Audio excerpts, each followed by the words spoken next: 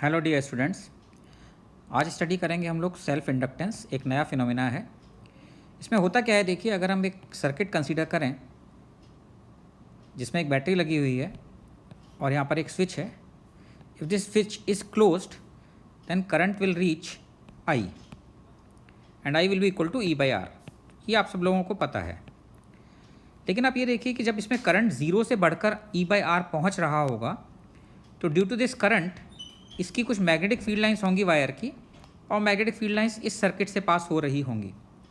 तो इससे पास होने वाला जो फ्लक्स होगा, फ्लक्स फाई, ये चेंज हो रहा होगा due to this current, because current जो है वो ज़ीरो से इंक्रीज़ हो रहा है तो फ्लक्स भी ज़ीरो से बढ़ रहा होगा। तो ऐसे केस में जब आपने स्विच को क्लोज किया और करंट इंक्रीज़ होना शुरू हुआ तो इस लूप से पास होने वाला फ्लक्स भी चेंज होगा।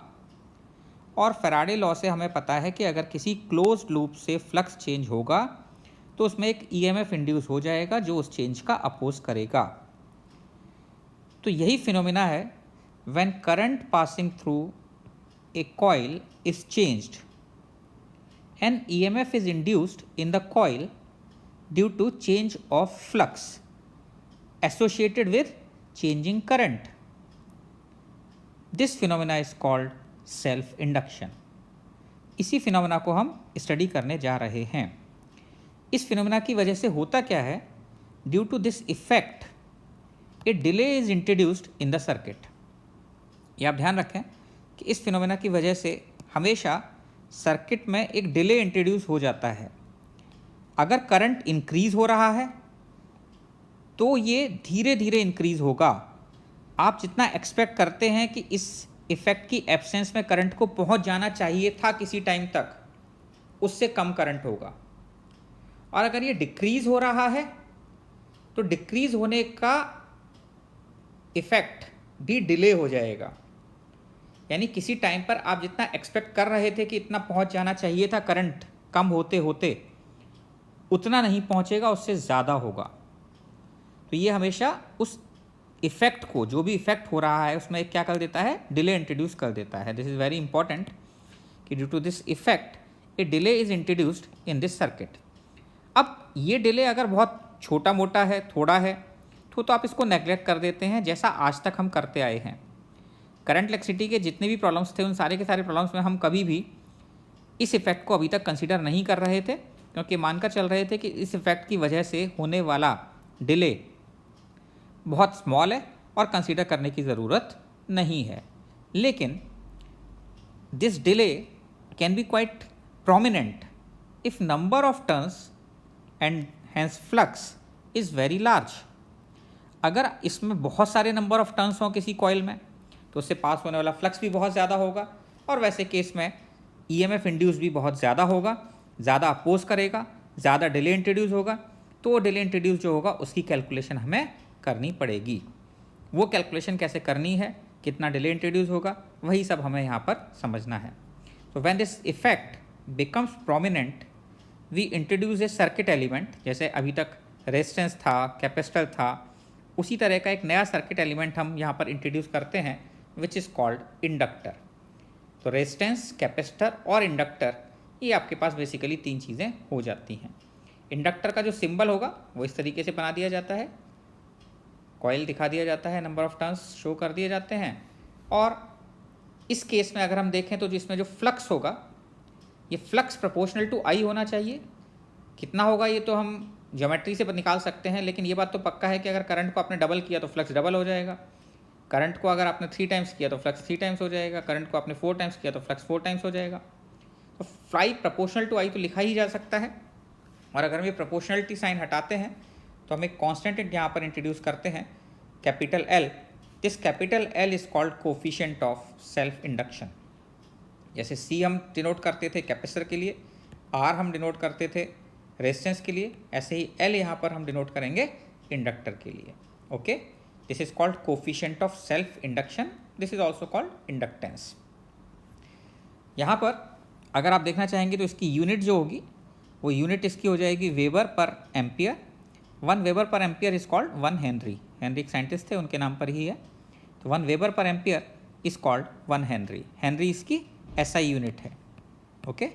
अगर n नंबर ऑफ टर्न्स होंगे तो आपको टोटल फ्लक्स n फाई लेना पड़ेगा। ऐसे केस में L equal to n phi divided by I आ जाएगा।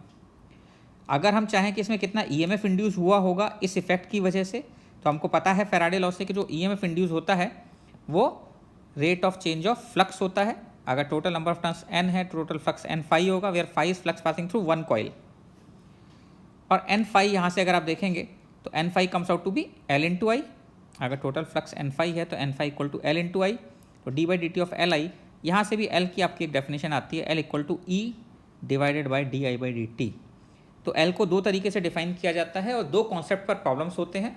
जब भी L आपको निकालना होगा तो इन दोनों में से किसी एक फॉर्मूले से प्रॉब्लम सॉल्व होगा। फर्स्ट डेफिनेशन यहाँ से आएगी।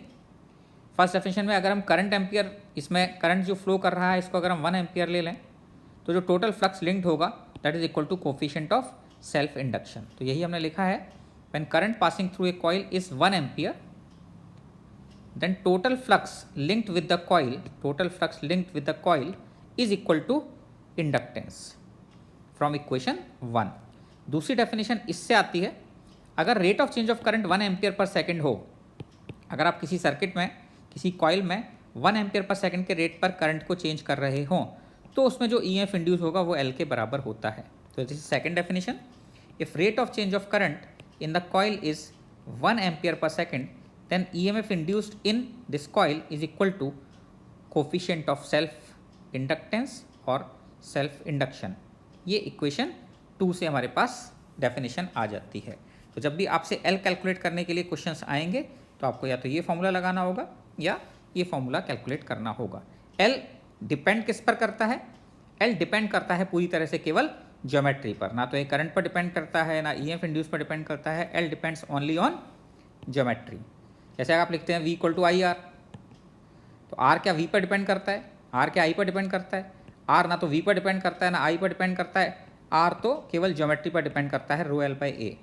R पता है तो आपको V और R I में रिलेशन R से आ जाता है। इसी तरीके से Q equal to C V, तो क्या C जो है वो Q पर डिपेंड करता है या V पर डिपेंड करता है? ना ये Q पर डिपेंड करता है ना V पर डिपेंड करता है, केवल ज्योमेट्री पर डिपेंड करता है। लेकिन अगर आपको ये ज्योमेट्री पता है, C पता है, तो कितना V लगाने से कितना चार्ज आएगा ये आप कैलकुलेट कर सकते हैं। उसी तरीके से L जो है, अगर आप देखेंगे तो यहाँ पर EMF इंड्यूस या फ्लक्स निकालना हो तो L जो है वो ना तो फ्लक्स पर डिपेंड करता है ना करंट पर डिपेंड करता है।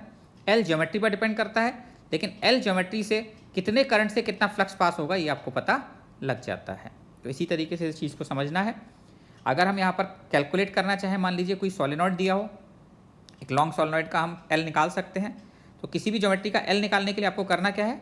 आपको याद होगा कैपेसिटेंस निकालने के लिए हम क्या करते थे? इसको एक चार्ज Q और माइनस Q दे देते थे, इनके बीच का पोटेंशियल डिफरेंस निकाल देते थे और C equal to Q divided by V plus minus V minus कर दिया करते थे। ऐसे कैपेसिटेंस निकलता था। ऐसे ही हमें इंडक्टेंस निकालने के लिए क्या करना है कि सर्किट में करंट I मान लेना है। I मानकर उससे पास होने वाला टोटल फ्लक्स कैलकुलेट कर देना है और फ्लक्स को किससे डिवाइड कर देना है? I से डिवाइड कर देना है। यही L आ जाएगा, यही हमारा मेथड रहेगा। यहाँ पर हमने यही किया, करंट I एज्यूम कर लिया। इसमें N जो है वो टोटल टर्न्स हैं, स्मॉल n जो है number of turns per unit length है, कैपिटल N अपॉन L।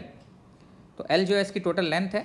अगर R L के कंपेरिजन में स्मॉल है तो हम इसको लॉन्ग सोलेनॉइड बोल सकते हैं। तो एक कॉइल से पास होने वाला फ्लक्स अगर आप देखेंगे तो कितना होगा? Total flux will be equal to total number of turns into flux passing through one turn. आपको पता ही है B इक्वल टू कितना होता है? म्यू नॉट NI होता है इसके अंदर, जो कांस्टेंट होता है। तो अगर मैं इसको एरिया से मल्टीप्लाई कर दूंगा तो ये आपके पास क्या आ जाएगा? फ्लक्स आ जाएगा। तो यही हमने किया यहाँ पर। N तो टोटल नंबर ऑफ टर्न्स हो गए और एक टर्न से पास होने वाला फ्लक्स कितना होगा? Mu naught NI into pi R square. इसको हमने सॉल्व कर दिया, कैपिटल N की जगह पर हमने N इंटू स्मॉल l रख दिया तो N स्क्वायर आ गया। तो यहाँ पर आप देख सकते हैं कि L अगर हमें कैलकुलेट करना है that will be equal to total flux divided by current, और टोटल फ्लक्स कितना आ गया? Mu naught N square capital L pi R square into I से आई कैंसिल हो जाएगा, और pi R square into L, this is basically volume. Pi R square is area and L is length, तो volume आ गया। तो यहाँ पर हम इसको लिख सकते हैं L equal to mu naught N square into volume. ये बेटर रहेगा कि यहाँ पर हम इसका जो लेंथ है उस लेंथ को स्मॉल l की टर्म्स में लिख देते हैं, बिकॉज कैपिटल L हमने ऑलरेडी ले रखा है। तो यहाँ पर भी हम इसको स्मॉल l लिख देते हैं, अदरवाइज कैपिटल L दोनों तरफ से कैंसिल होकर गड़बड़ हो जाएगा। तो हम इसकी जो लेंथ है उसको स्मॉल एल से डिनोट कर देते हैं क्योंकि कैपिटल एल हमने ऑलरेडी लिया हुआ है। ओके, तो आई होप यहाँ पर आपको ये सब चीज़ समझ में आ गई होगी किस तरीके से किसी सॉलिनॉइड के लिए या किसी भी ज्योमेट्री के लिए अगर आपको एल निकालना है तो उसमें करंट आई मान लें, टोटल फ्लक्स कैलकुलेट कर लें ज्योमेट्री से और टोटल फ्लक्स कैलकुलेट करके आई से डिवाइड कर देंगे तो आपके पास ये आ जाएगा कि उस ज्योमेट्री का एल कितना होगा। तो जैसे सी निकालते हैं, जैसे आर निकालते हैं ज्योमेट्री से, उसी तरीके से ज्योमेट्री पर एल निकालने का ये मेथड है। तो यहाँ तक पढ़िए। अब हम जो है इसमें बेसिकली नेक्स्ट लेक्चर में इंडक्टर के साथ, अच्छा एक चीज़ इसमें और इम्पॉर्टेंट है वो और समझ लीजिए, वो ये है कि अगर इसके अक्रॉस जो ईएमएफ इंड्यूस होता है, EMF induce across an inductor, तो ईएमएफ जो इंड्यूस होगा उसका मैग्नीट्यूड तो आपको पता है L D I by D T हो गया फैराडे लॉ से, अभी हम लोगों ने देख लिया। सेकंड जो इक्वेशन थी उसमें हमने देख लिया कि एल इक्वल टू कितना था, L equal to E upon D I by D T था, तो यहाँ से ई कितना आ गया, L D I by D T, this we know from equation 2। लेकिन अब इसको अगर एक बैटरी से रिप्लेस करना है तो बैटरी की पोलैरिटी कैसे बनाएंगे। आई मीन टू से कि अगर एक इंडक्टर है जिसमें कि करंट फ्लो हो रहा है A to B I current, तो A to B I current flow हो रहा है तो ए हायर पोटेंशियल पर होगा या बी हायर पोटेंशियल पर होगा। जैसे कि आपको पता है कि अगर रेजिस्टेंस में करंट आई फ्लो हो रहा है और ये ए और ये बी है तो V A will be greater than V B, क्योंकि हायर पोटेंशियल से लोअर पोटेंशियल करंट फ्लो होता है। कैपेसिटर में आपको पता है कि अगर यहाँ पे करंट आई फ्लो हो रहा है तो क्यू माइनस क्यू, और क्यू बढ़ता जा रहा होगा तो इस केस में ये हायर पोटेंशियल पर होगा और ये लोअर पोटेंशियल पर दूसरी प्लेट होगी। लेकिन इंडक्टर के केस में बच्चों ऐसा नहीं है। इंडक्टर के केस में करंट बढ़ रहा है या कम हो रहा है या कांस्टेंट हो रहा है, वो डिसाइड करेगा कि कौन सा पॉइंट हायर पोटेंशियल पर होगा। तो करंट की डायरेक्शन में हमेशा आपको क्या लिखना है, minus L D I by D T लिखना है। जैसे ए से आप चले तो V A minus L D I by D T equal to V B. ये चीज़ आप ध्यान रखें कि in the direction of current, जब हम किरचॉफ लॉ लगाएंगे ऐसे केस में, तो in the direction of current आप हमेशा क्या लिखिए, minus L D I by D T लिख दीजिए, तो आपको कभी कंफ्यूजन नहीं होगा। करंट के डायरेक्शन में हमेशा क्या लिखना है, minus L D I by D T लिखना है। अब तो मैं यहाँ से चला, ए से चला, V A minus L D I by D T equal to V B, तो V A minus V B की वैल्यू क्या आ जाती है, V A minus V B basically L D I by D t आ जाता है। अब अगर आई कांस्टेंट है, अगर आई चेंज ही नहीं हो रहा है तो D I by D T zero हो जाएगा, और D I by D T zero हो जाएगा, ऐसे केस में वी ए और वी बी सेम पोटेंशियल पर होंगे, इनके बीच में कोई पोटेंशियल डिफरेंस नहीं होगा। अगर D I by D T positive है यानी करंट इंक्रीज हो रहा है, तो करंट इंक्रीज हो रहा है तो ऐसे केस में V A greater than V B होगा, V A greater than V B होगा तो इसको इस तरह की बैटरी से रिप्लेस करेंगे जिसमें ए को पॉजिटिव पोटेंशियल पर और बी को नेगेटिव पर शो करेंगे। तो this case inductor will be replace by battery जिसका हायर पोटेंशियल ए की तरफ हो जाएगा और लोअर पोटेंशियल बी की तरफ हो जाएगा। समझ में आ रही है बात आपको?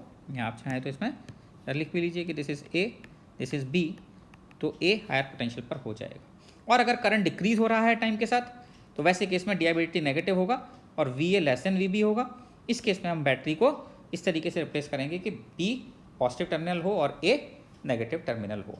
तो जैसे अभी तक हम समझते आए हैं कि हर जगह, भले ही वो मोशनल ईएमएफ का केस था या इंड्यूस्ड इलेक्ट्रिक फील्ड का केस था, कंडक्टर को हम बेसिकली एक बैटरी से रिप्लेस करते आए हैं। इसी तरीके से हमने चीज़ों को समझा है। तो यहाँ पर भी हम इंडक्टर को एक बैटरी से रिप्लेस कर रहे हैं और हमने समझने की कोशिश की है कि बैटरी का पॉजिटिव टर्मिनल किधर रखेंगे और नेगेटिव टर्मिनल किधर रखेंगे। यहाँ पर आपको ध्यान रखना है, किरचॉफ्स लॉ से करंट की डायरेक्शन में हमेशा minus L D I by D t लिखेंगे, minus L D I by D t, and depending on L D I by D t आपको पता लगेगा कि कौन सा टर्मिनल, कौन सा एंड पॉजिटिव है, कौन सा एंड हायर पोटेंशियल पर है, कौन सा एंड लोअर पोटेंशियल पर है। ओके, तो इन सब चीज़ों के नोट्स बनाइए, इनको ढंग से तैयार करिए। फिर हम एल आर सर्किट की बात करेंगे कि अगर इंडक्टर के साथ रेजिस्टेंस लगा दिया जाए, जैसे आर सी सर्किट होता था वैसे यहाँ पर एल आर सर्किट का केस होगा और बातें करेंगे कि एल आर सर्किट में करंट कैसे चेंज होगा। Okay, have a good day.